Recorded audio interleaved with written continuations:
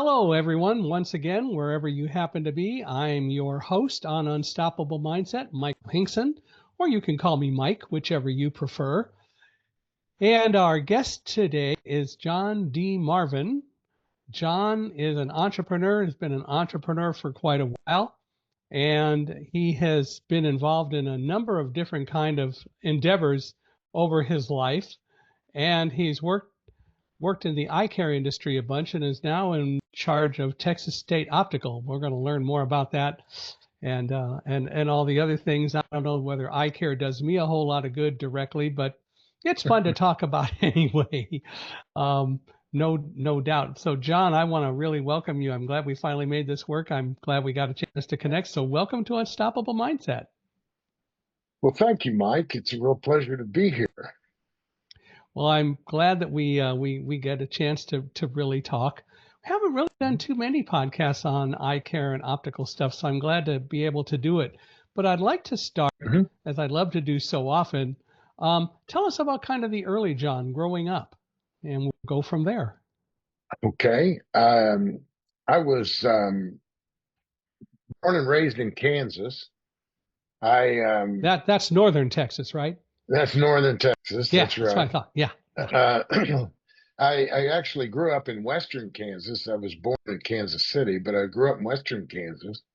And my father was a family physician and had the kind of stereotypical country doctor practice, small town, 2,000 people. And my mother was his office manager for a number of years. And so it was a kind of a family business. And I have three siblings, sisters. And so we grew up in a small Mayberry type town, and it was great riding bicycles till the street lights came on at night and catching fireflies and all that kind of good stuff. And then I decided to go to school. I chose to go to school in Tulsa, Oklahoma, and graduated. It's an emphasis in marketing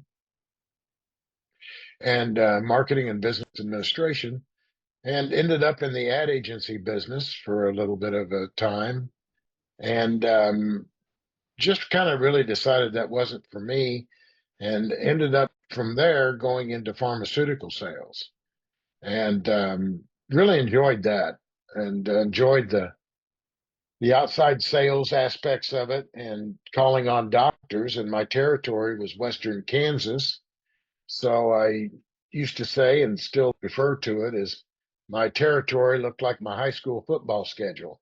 So we would go to these small towns, and of course, most everyone out there knew my father. And so the typical problem of trying to get past the front desk was made a little easier because people knew my family. And from that, I ended up taking an administrative marketing administrator's position with a group of surgeons in Wichita, and that led to introduction and meeting some ophthalmologists in Houston, and followed a job opportunity I had with them, and came to Houston in 1989. I've been here ever since. But it was after 4 years of working with them, I ended up going out on my own and started my own business, which was Marketing Management Group, which did consumer research. And then we would develop marketing strategies based on that. And one of my clients, early clients, was Texas State Optical. And because of my background in eye care, both in Wichita, Kansas, and in Houston, I had some insight into the consumer. And so the work I did with Texas State Optical was a lot. We did a lot of work and did several studies with them. And that kind of introduced me to the whole group of franchisees that made up the Texas State Optical organization. Subsequently, I helped them organize, the franchisees organize, and in the late 90s, 1999, I was hired by the franchisees to put together a franchise association. And through that, ultimately helped them acquire the company, purchase it.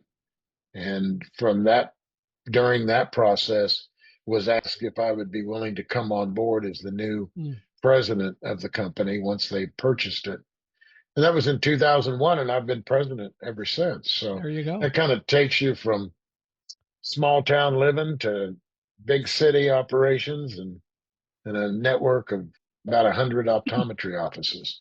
So, what exactly is Texas State Optical? Or maybe first, what was it and how has it morphed over time? Well, originally it was founded by four brothers in in 1936 in southeast Texas, a little town called Beaumont, and famous for a lot of things in that part of the state.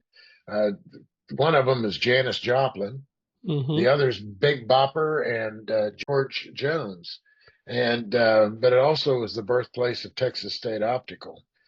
And they grew a network of privately owned, they owned them all, over 300 locations throughout Texas, Mexico, Oklahoma, and Arkansas, Louisiana. And then in the early 70s, they sold it to a pharmaceutical company. Ironically, the same one that I had worked for when I was calling on Western Kansas. But when they sold it, it got converted to a traditional franchise model. Um, and it stayed that way until the franchisees purchased it in 2001 when I was involved and we turned it into a brand license business, taking that iconic license that had been around Texas Optical since the 30s, 1930s, and then turning around and licensing the use of that brand to young optometrists who wanted to own their own practice, but saw the use of that brand as kind of instant credibility because a lot of people were familiar with that brand. So, what And did it so provide? What did the organization provide under the brand? we used the use of the brand. And so you got immediate notoriety in terms of just people's awareness of it. But also, we put together kind of a la carte menu of optional services and support and resources that licensees could either take advantage of or not. And it was a really hands off model. We didn't have any, and still don't have any operational control over the way business was done. We influenced that through best practices and sharing of information, but certainly we didn't have any requirements of the way that they would operate. The reality is most private practice optometrists operate pretty well. And so we were there to kind of coach and help, but mainly it was them using our brand name, which had a really strong consumer value to it. Hmm. And so, what kind of changes when the franchisees all joined together and bought the company and so on? How have you and they changed it over the years? Well, I think the biggest change from 1999 to 2001 when they bought it and to this day has been the culture of the company. And that is, it's something about a franchise opportunity. Yeah. And a lot of your listeners probably either own franchises, thought about franchises.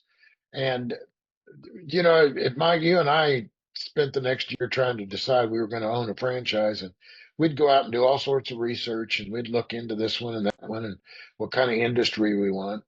And we'd finally select one that we were really impressed with, thought it offered great opportunity. We'd pay our $50,000 franchise fee. And about the second or third day of owning that franchise, we would decide that these people don't know anything about this business that we're in. And there's just this inherent adversarial relationship that exists between a franchisee and a franchisor. Some Hmm. for good reason, some just because of the independent entrepreneurial nature of a franchisee. Well, when the franchisees owned the company, they owned the franchisor. Right. That adversarial dynamic kind of left. And so now there's nobody to kind of blame except yourself, and people are inclined not to do that as much. And so there was a greater tendency to kind of work together, work through things, come up with solutions to problems or resources that were needed. And it just created a much more homogeneous type of culture. And to the point where our annual meeting we host every year is referred to as our family reunion. And so we gather everyone together. It's really an atmosphere of all of us being as one family, sharing the same kind of core values, and all out to do the same thing, and that is just provide great quality eye care for our communities. And so that is a big change. Of course, there's always the things like collective purchasing, education and training. The main difference in those areas are engagement. When you are asked by a franchisor to engage in certain activities, there's that inherent reluctance to do that. In our organization, there's an inherent acceptance of it Mm-hmm. because it comes from a colleague, it comes from others. And doctors are more leading doctors than they are being led by some set of suits someplace in the Northeast. Yeah, and that is such an extremely important thing to be able to really make it a family, a disciplined family, but still a family nevertheless, which is kind of cool. I'm curious about something. Mhm. Being blind and having been blind my whole life and involved with blindness consumer organizations, one of the things that we have found often is that most people in the eye care industry, um, primarily in the ophthalmological industry, which is kind of a little bit more relevant to us, but tend not to really have a lot of knowledge about blindness and blind people. And so, for example, there are so many stories of a person going into the office of an ophthalmologist, for example. Um, Maybe they're losing their eyesight, but the ophthalmologist examines them and for whatever reason will say things like, "You're going blind. I'm sorry, there's nothing I can do," and walk out and never provide any other kinds of resources or knowledge to help the person who's losing eyesight. I don't know whether you see that given where you are or what your thoughts are on that, but I'd be interested to get your thoughts because it seems to me that there's a lot of opportunity to do significant education about blindness and low vision to recognize that the reality is blindness isn't the problem, it's people's attitudes traditionally that are the problem. That's an excellent point, Mike. My first thoughts are the profession of optometry um, is really involved in preventing Right. blindness, and so um, it's kind of one of the few areas of healthcare that is more prevention oriented than other areas. Most areas are treatment oriented. In other words, you become sick and then we treat you. Right. And the profession of optometry is all about, we talk to people all the time about protecting your vision and preventing problems from happening. Now, as we see patients that end up either through glaucoma or some form of pathology, retinal issues, Mm. start to lose their vision, there comes a point early in that process where they are, frankly, they are outside of the scope of care that an optometrist can Right. provide. And Right. so they end up being referred to an ophthalmologist. That being said, there are several optometrists across the country that have decided to devote themselves to low vision. And that's kind of a form of blind, what I would call blindness care. Hmm. And where it's not complete, there is some level of vision there, but it needs a lot of enhancement either through equipment or through other types of therapeutics practices. And there are optometrists who say, I'm not going to sell glasses. I'm not going to focus on contacts. I'm going to just provide a low vision clinic. And there's not a large number of them, but there are Right. some. And what I've experienced in that is it does take a particular type of practitioner to be successful with that. And when I say successful, I mean to be able to establish the type of patient doctor relationship that actually produces some really positive outcomes and helps people better manage their loss of vision, either whether that's progressive and eventually will become complete, or whether it's stalled at a point where they just cannot function without special aid, like I said, equipment or some type of therapeutics. And there's just not a lot of people go into optometry for the refractive side of things, Hmm. and so there's not that motivation really to learn much about it. We do as an organization, we're very involved with Prevent Blindness as a national organization, and we'd also have some involvement with low vision clinics that are in the Houston Medical Center. But outside of that, you're right. There's not a whole lot of folks that understand it, probably, or maybe it's just they don't have the patience for it because it does require a different kind of patient care approach.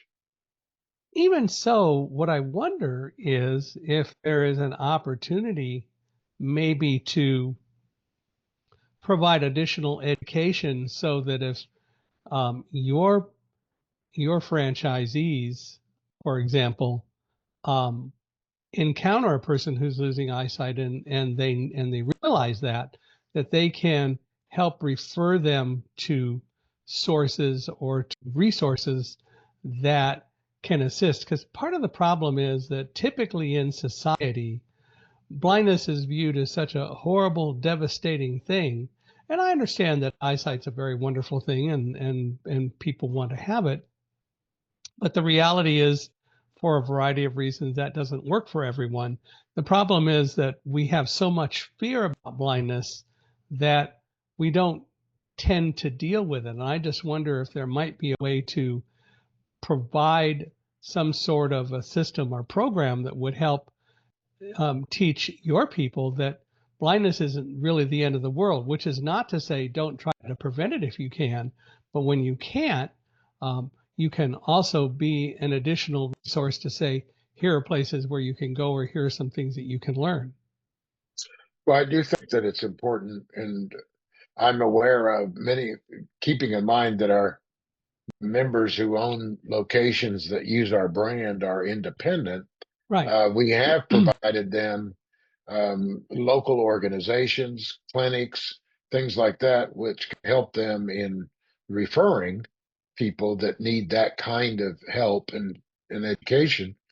I think also an important factor is that it's not just the patient that can use that, it's the patient's family because uh, while it's perceived as something that, I know that people value their sight, Sure. and the thought of losing it and becoming blind is frightening Hmm. to the individual, but it also is frightening and disruptive to family who father, mother, wife, husband, son or daughter, um, to deal with the changes in lifestyle that are required to accommodate that loss of vision is significant. You mentioned you've been blind since birth, and that's certainly one group of people, but there's an awful lot of people that end up experiencing blindness when they're in their 30s or Yeah, 40s after they've had a large portion of their life with vision.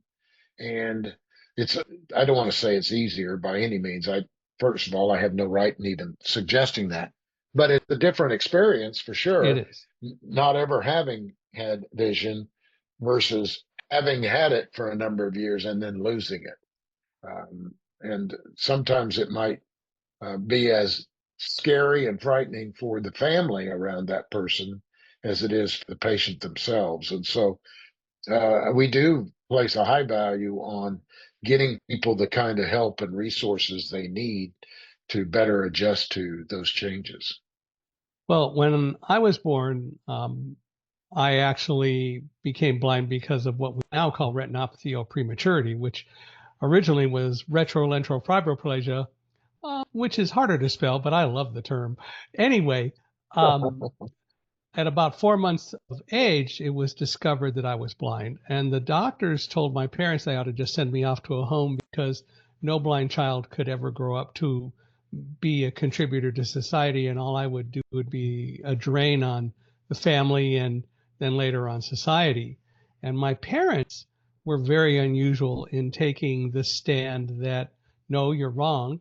He can grow up to do whatever he wants, and we're going to give him that opportunity. And that was, and really to a very large degree today still is, a very unusual attitude to take because we fear blindness so much. And while I appreciate the reality of eyesight is very important for most people, what I would love to see are ways to create more of an understanding so that people understand that blindness isn't the end of the world. And that's what we see all too often in society in general, which is unfortunate.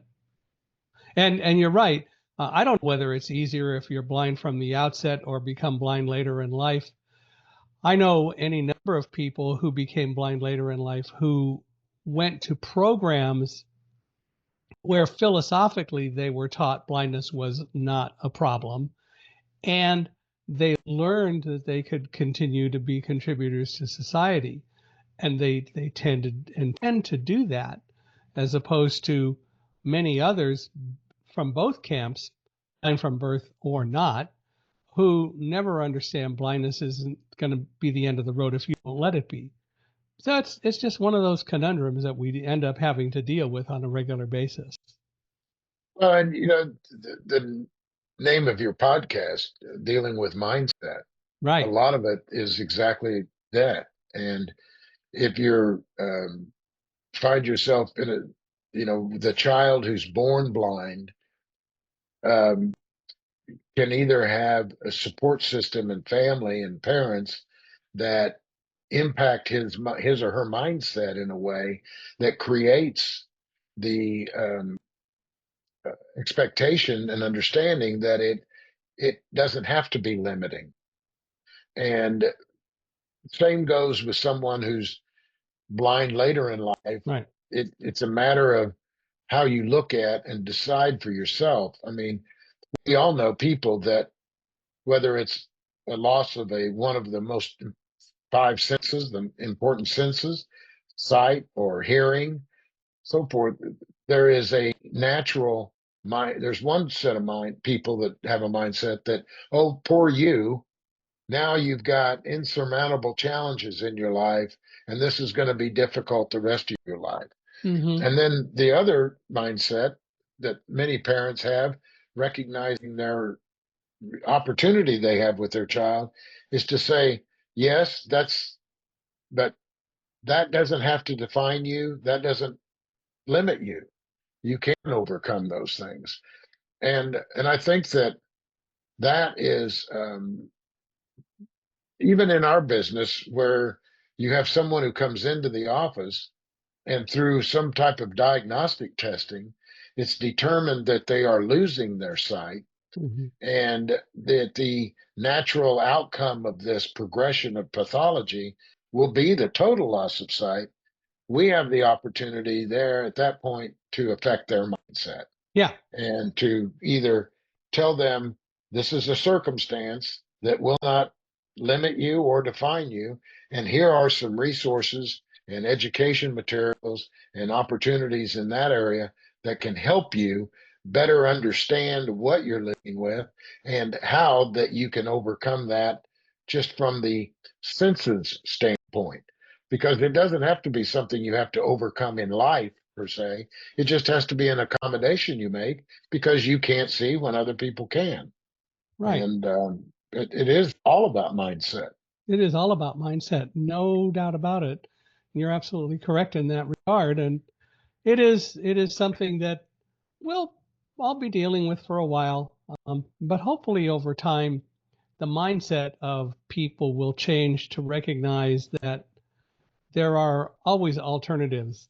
Being a Star Mhm. Trek fan, I love Spock and Kirk, who are always talking about there are always options, and there are always ways to get around doing things or to accomplish things that you might not think about, but you have to be multidimensional in your thought process.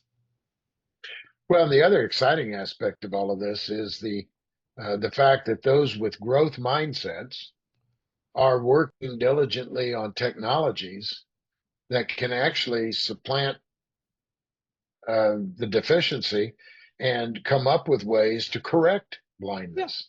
yeah, And so there, we may, even in our lifetime, live to a point where the pathological condition that you were born with doesn't have to be permanent. It can be reversed using technology that provides you with as good, if not better, vision than people who weren't born in that same situation. yeah. The only people who never will come out of it are politicians because they take dumb pills when they become politicians. So we can pick on them. Well, listen, just you can be blind and still be able to see, right? You can, Yeah, that leaves them out. Yeah, no, I yeah. understand. I understand. Ah, they're fun to pick on. But you, what really made you decide to go into the eye care industry, into that whole environment? What attracted you to it, or was it just sort of so natural? Well, Because I obviously think, that's a mindset. yeah, there's a couple of things. I think the thing that attracted me to um, kind of eye care in general, and I put ophthalmology and optometry in the same bucket for this. What attracted me to was this whole area of healthcare that I kind of grew up in with my father and family practice in a small town Yeah. because my family practice in the 60s and 70s was a whole different discipline than it is today. Oh, I know. You know, especially in a small town where the closest specialist, if you would, is 90 miles away.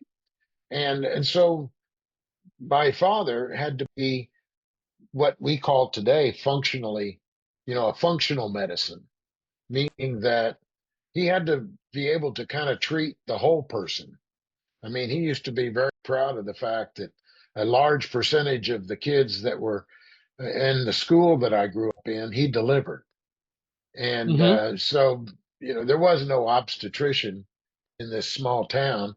So if a woman became pregnant, then he provided her prenatal care. He delivered the child, and then he provided the pediatric care afterwards. And so having that sense of kind of the global care of someone kind of gave me a real appreciation for the kind of the systemic aspects of health. And when I was given an opportunity to get into the eye care business, I saw it more as getting into the healthcare business.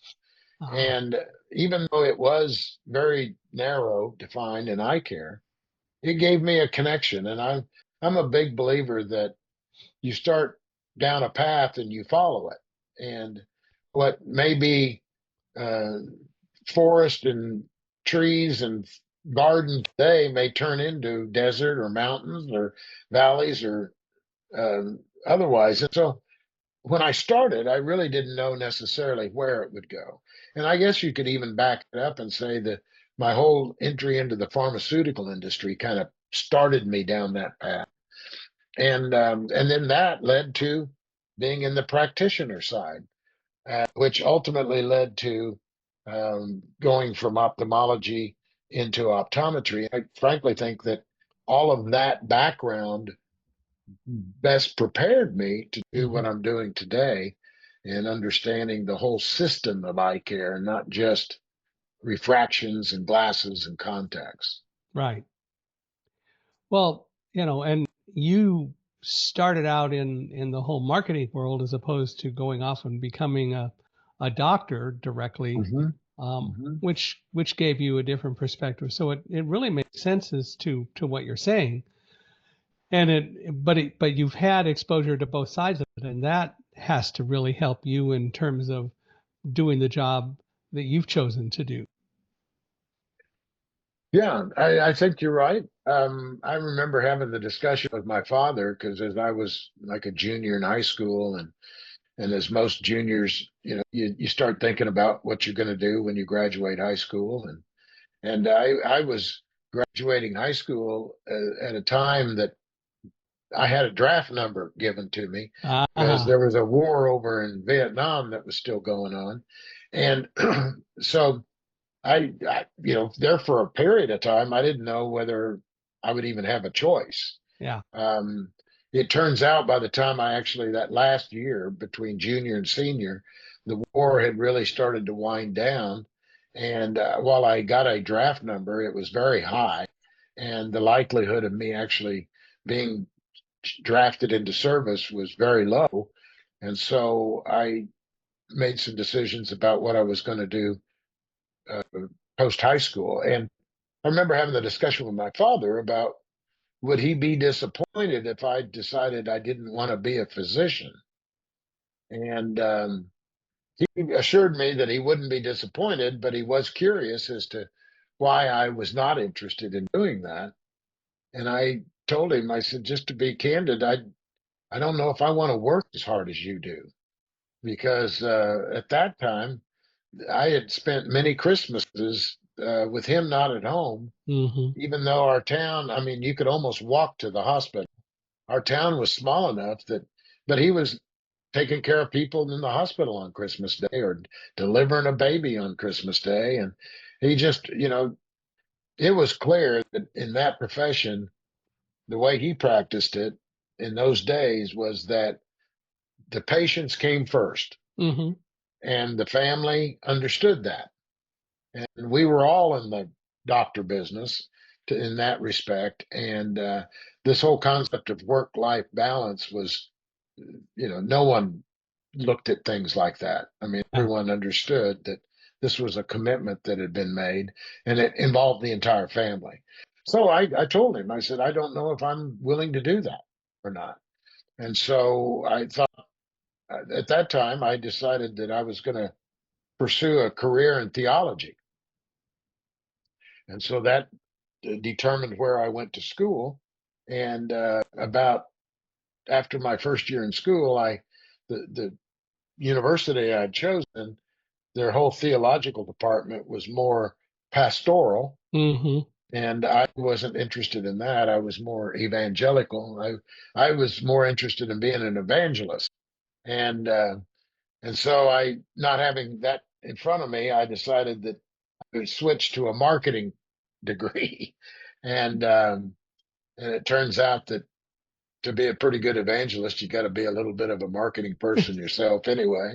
True. So I ended up going down that path.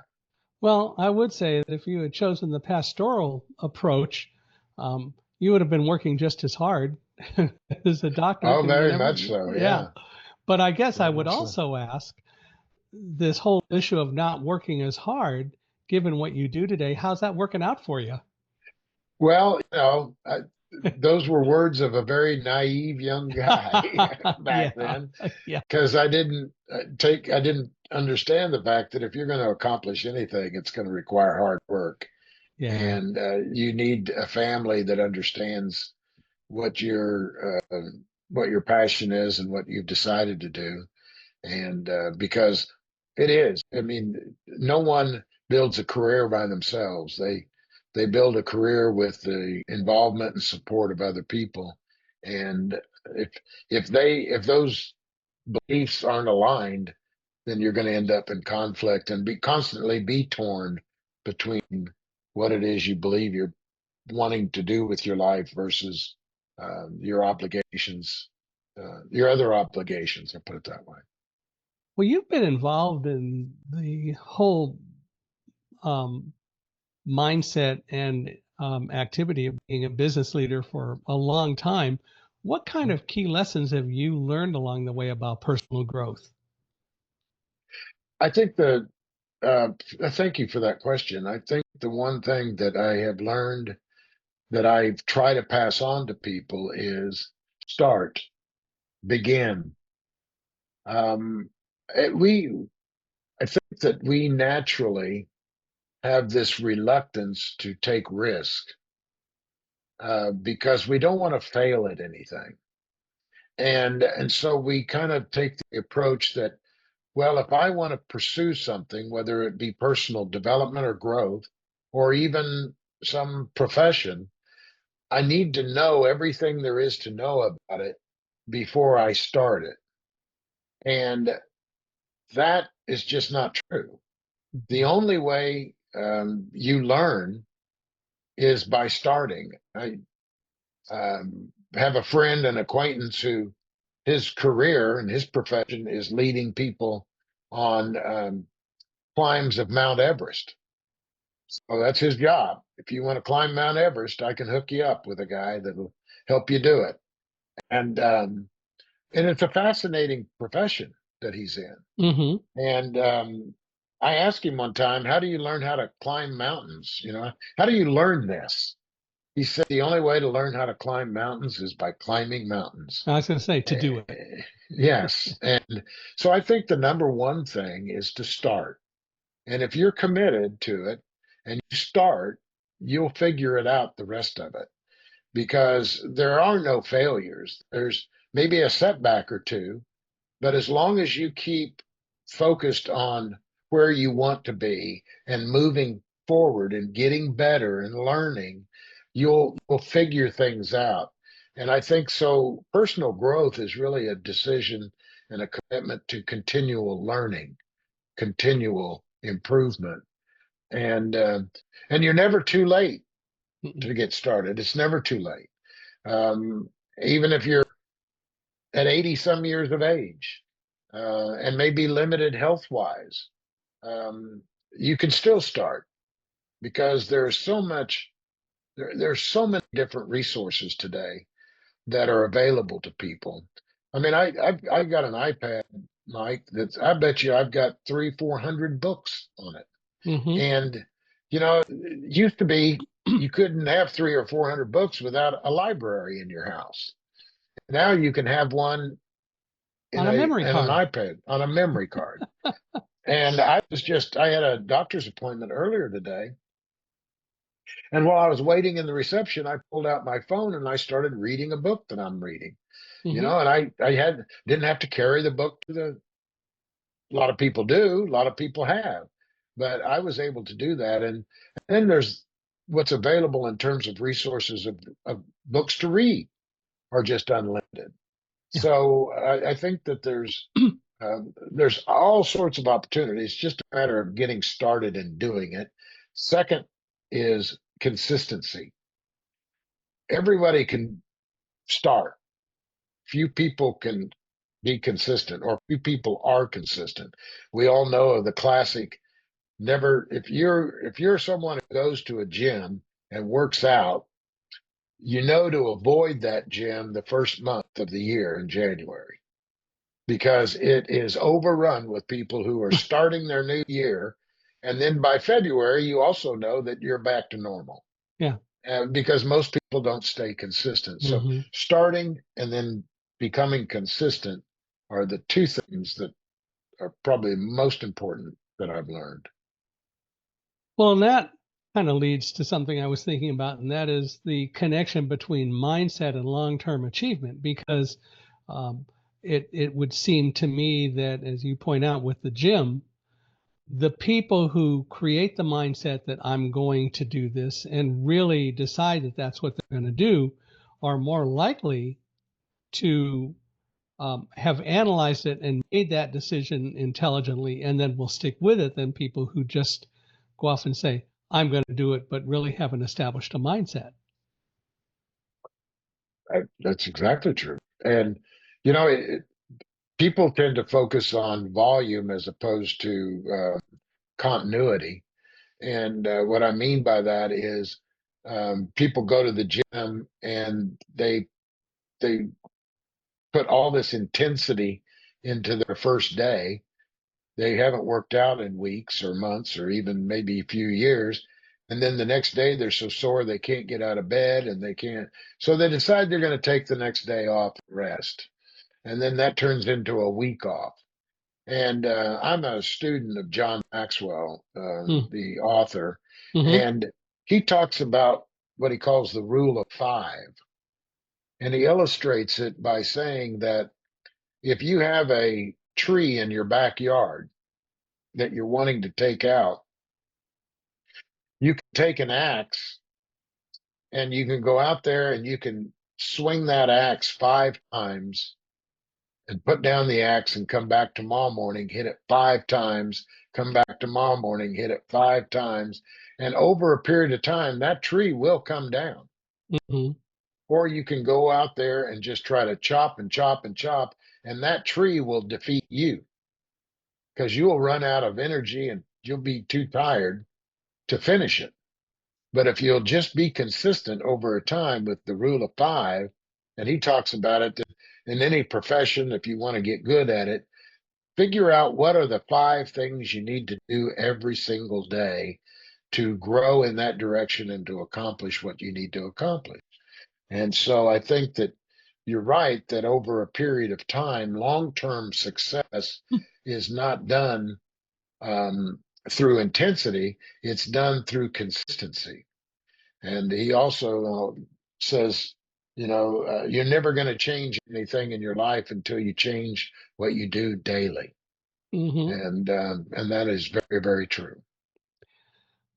I know I haven't really been the greatest at doing a lot of exercising and so on, and a lot of walking, and especially here in the winter, um, it gets really cold, and so I tend not to do it. But what I figured out actually a couple of years ago was we have a wonderful, great room with an island in the middle of it, and I will just put on a book and listen to it and do laps around the bar.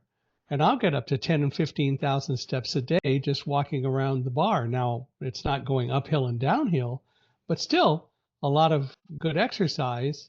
And I find that not only does that work, but I enjoy it because I get to read at the same time or do other things. Of course, my dog probably thinks I'm nuts, and my cat avoids me. But by the same token, it is exercise, and I found that I have no problem really doing that every day, Absolutely. and I And think that's the issue. we live in a gym. Yeah. And whether it's your room, your great room with an island, or whether it's a backyard or your neighborhood, we live in a gym. I think that was illustrated in one of the Rocky movies really Mm. well, when he was held up in northern Russia and just worked out using the materials that were with him. And so there really is no excuse uh, to doing something. Yeah. And doing something is better than doing nothing at all. And doing something every day will deliver unbelievable results over time. It's all about establishing the mindset. Yes, it is. Well, you've done this work for a long time. What kind of advice would you give to people starting out to help them get the mindset and achieve what they want to do with their goals? Well, first of all, I think developing and writing a personal growth plan. And I mean writing, setting down and and starting. For instance, I made a decision several years ago that I wanted to get better at communication. So that was a decision. I had to decide of all the things that I wanted to try to commit to developing or growing in or learning, I picked communication Why did you as do that? one of it because I felt like it was extremely important that you never accomplish, or I didn't believe that I was going to accomplish what I wanted to in life Ah, without the ability to communicate well with others, whether that be my spouse, or whether it be the people I work with, the customers I serve. I wanted to be good at communicating. I wanted to become good at that. I also had a friend tell me one time, he said, um, if you'll read 5 books on any subject, you'll know more about that subject than 99% of the people. Mm-hmm. And so I decided, okay, I'm going to find 5 books on communication, and I'm going to commit myself to reading those over the course of the next year. And I just, went out and started trying to determine what are really good books about communication. Some of them I kind of knew, like How to Win Friends and Influence Yeah. People. That was one that I knew, okay, I'm going to put that one on the list. Now I need 4 more. And one of them I knew that John Maxwell had written. Um, so everybody communicates, but few people connect. And I said, okay, I'm going to be another one. So I just kind of put together my little library of 5 books, and I started.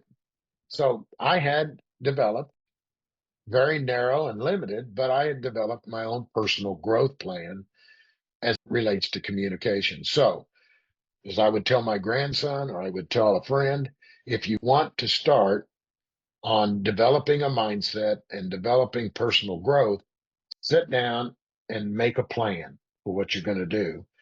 And it's interesting because if you'll ask people, tell me about and I do this with people who work for me and when I'm hiring, tell me about your personal growth plan.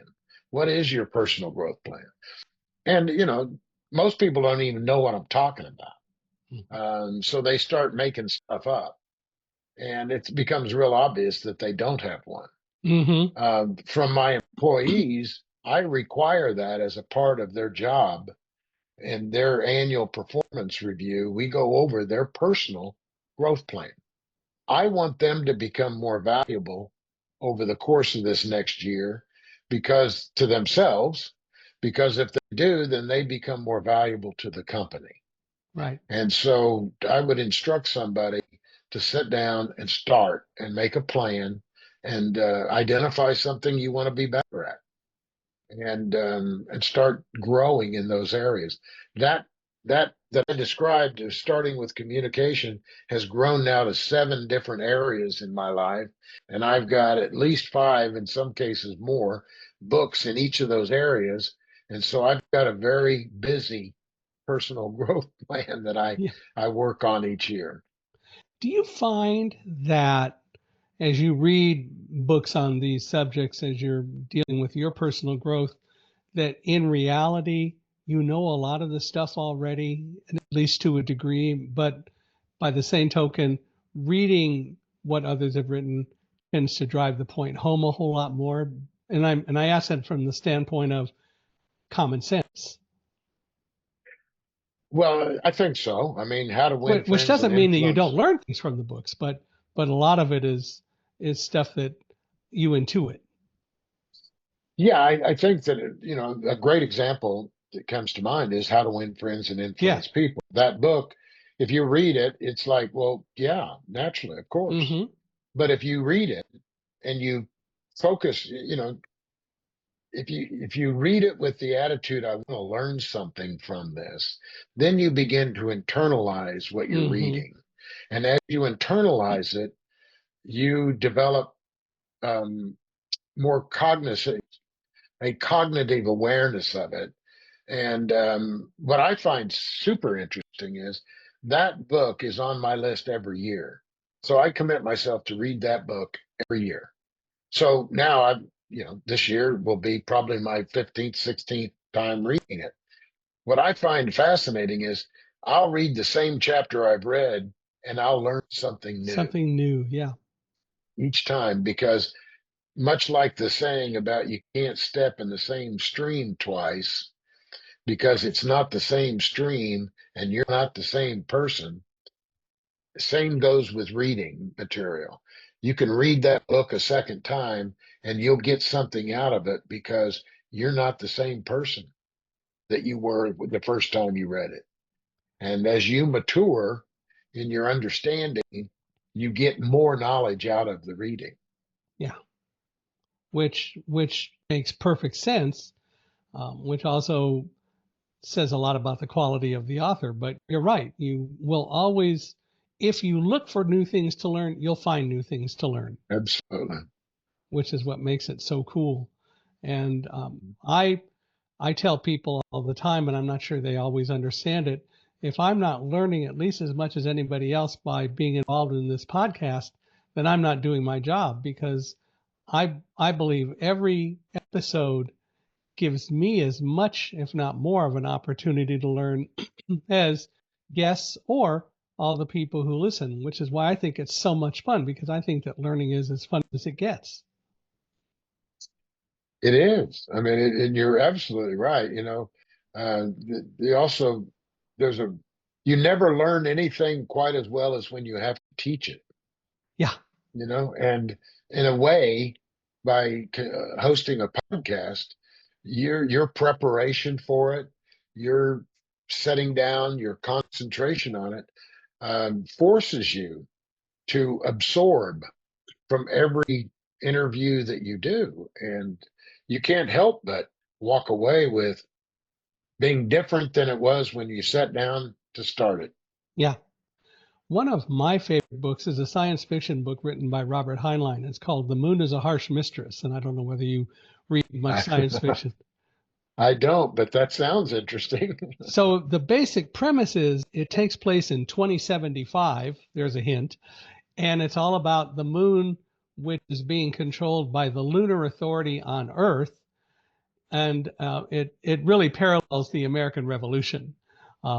The difference is that a computer on the moon, as they put it, wakes up and helps in doing the revolution that eventually gets the moon free from the Earth. But one of the major characters is Professor Bernardo de la Paz, who is a teacher.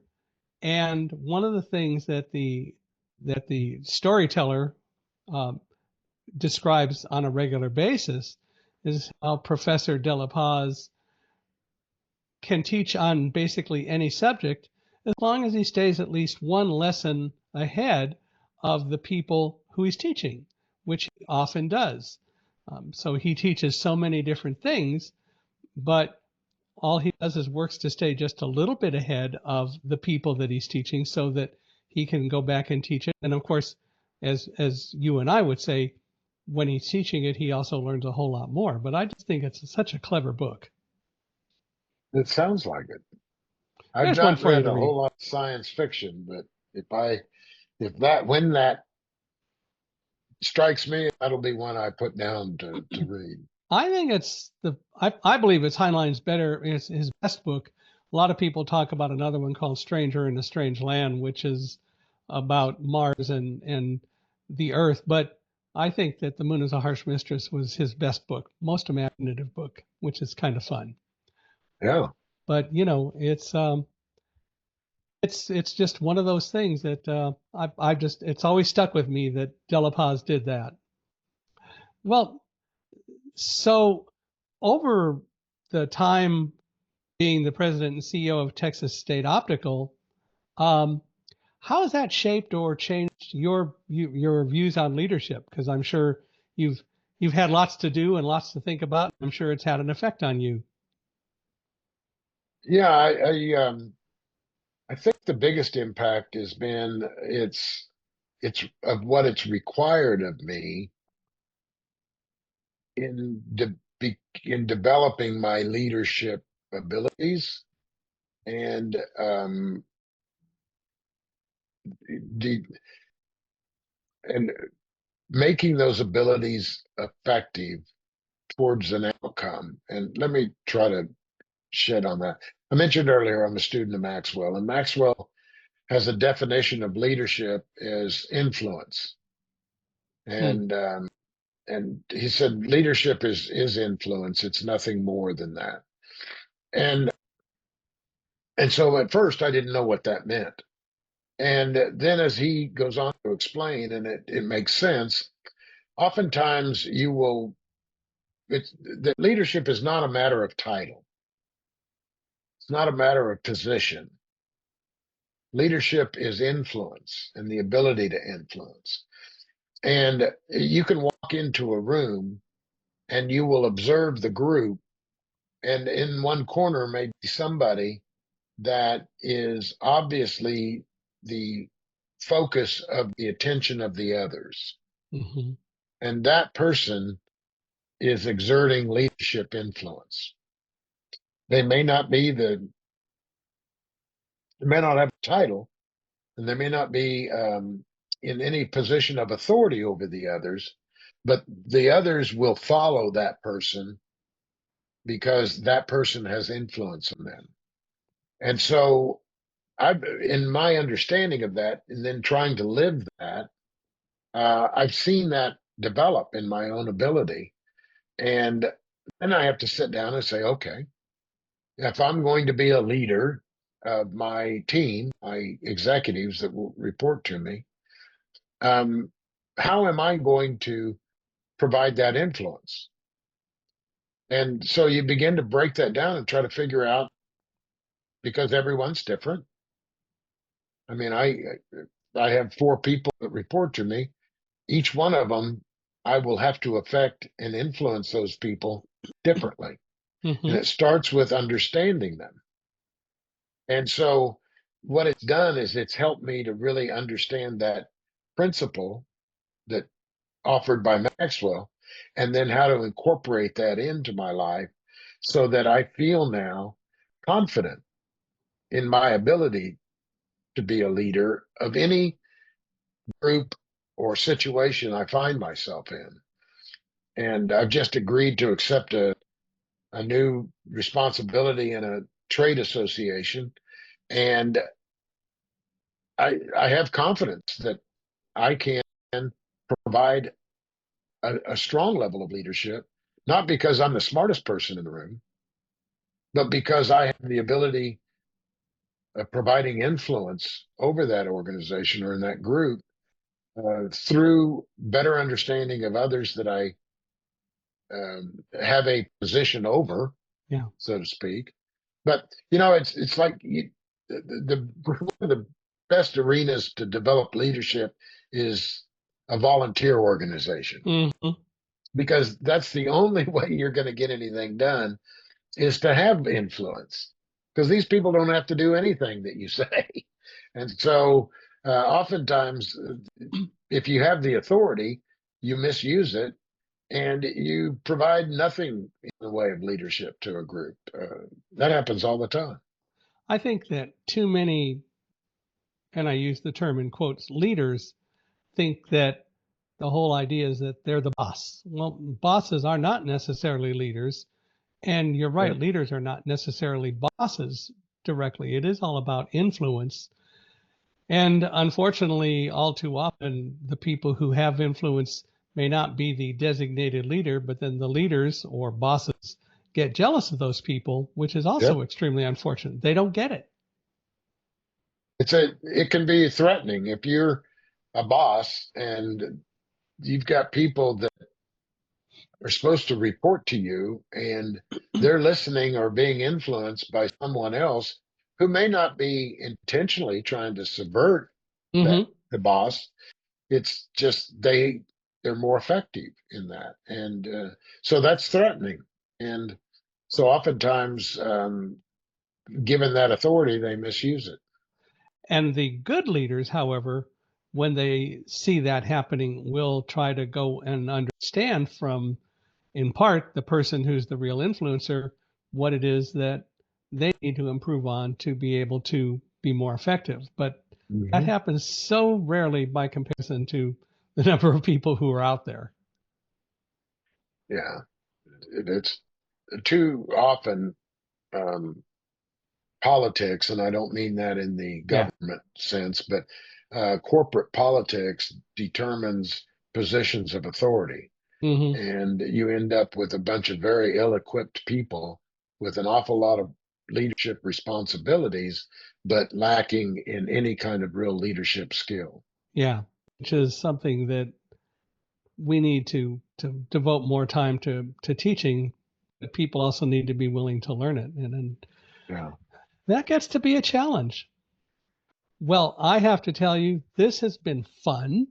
And I know you have other things to do in the course of the day and enjoying the weather down there. So I want to let you go, but I really have enjoyed having you on. And I've enjoyed all the different insights that you brought. So I really appreciate you being here to do all of that. So maybe we'll have to do it again. That would be kind of fun. Well, Mike, I've thoroughly enjoyed this. As I mean, and you make it so easy to visit. You're a tremendous host and good interviewer. Good questions. You threw a couple at me there that I had to really stop and think about. And Well, so, anytime you'd be willing to have me back, I'd love to join you again sometime. I want to thank you, and I want to thank all of you for listening and watching us today. We really appreciate you being here. I'd love to hear your thoughts on today and what we've talked about. You're welcome to email me. It's easy. It's Michael, Michaelhi, at accessibe, accessibe.com, or go to our podcast page, which is at www.michaelhingson.com/podcast. And Michael Hingson is spelled MichaelHingson.com/podcast. If you know anyone else who you think ought to be a guest on our podcast, love to hear from you. We're always looking for more people to chat with. And in part, my motivation is I want to learn too.